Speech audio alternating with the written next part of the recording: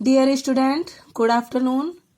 आज मैं class 7th में हिंदी भाषा माधुरी में चैप्टर 17, चैप्टर का नाम है प्रायश्चित, पढ़ा रही हूँ।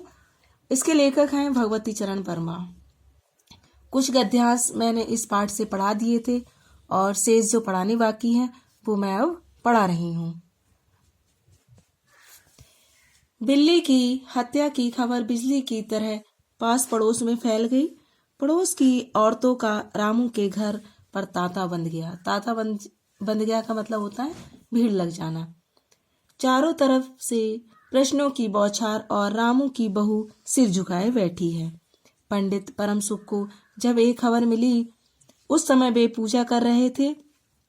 खबर पाते ही वे उठ खड़े हुए, पंडितायन से मुस्कुराते हुए बोले, भोजन ना बनाना, लाला घासीराम की पतोहू ने बिल्ली मार डाली है।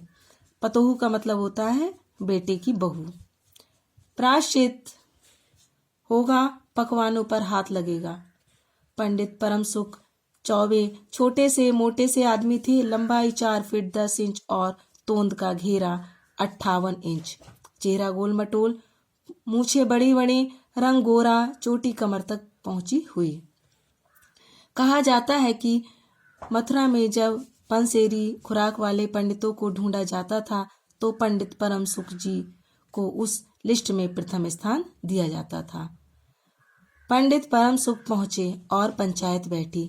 सास जी, मिश्रानी, किशनु की माँ, झुन्नू की दादी और पंडित परम सुख, बाकी स्त्रियां बहू से सहानुभूति प्रकट कर रही थीं।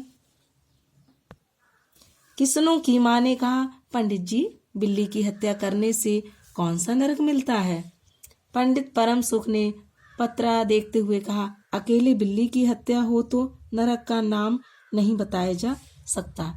वह मुहूर्त भी तो मालूम हो। जब बिल्ली की हत्या हुई तो नरक का पता लग सकता है। यही कोई 7 बजे सुबह, मिश्रानी ने कहा। पंडित परम सुख ने पन्ने उल्टे अक्षरों पर उंगलियां चलाई, माथे पर हाथ लगाया और कुछ सोचा। चेहरे पर धुंधलापन आया, माथे पर बल पड़े, नाक कुछ सिकुड़ी और स्वर गंभीर हो गया। हरे कृष्णा, बड़ा बुरा हुआ। प्रातःकाल ब्रह्म मुहूर्त में बिल्ली की हत्या, घोर कुंभी पाक, नरक का विधान है। रामू की माँ, ये तो बड़ा बुरा हुआ। रामू की माँ की आंखों में आंसू आ गए। तो फिर पंडित जी, अब क्या होगा, आप ही बताइए। पंडित परम सुख मुस्कुराए। रामू की माँ, चिंता की कोई बात है? कौन सी बात है? हम पुरोहित फिर कौन दिए के दिन के लिए हैं।